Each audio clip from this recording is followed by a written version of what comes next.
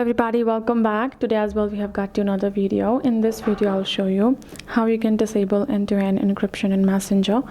But before that, please do make sure to like our video, subscribe our channel, and yes, without any further delay, let's get started.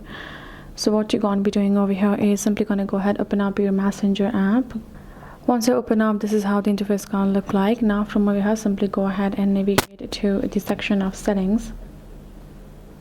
Go to this menu option and then you will find settings option right over here. Go ahead, go to the settings. Then from over here, go to the section of privacy and safety.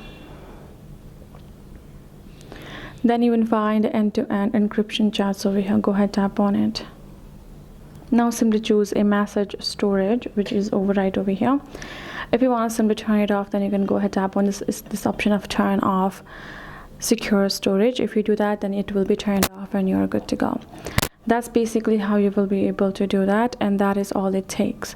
So hope this video helped. Thank you so much for watching. I'll see you guys in our next video.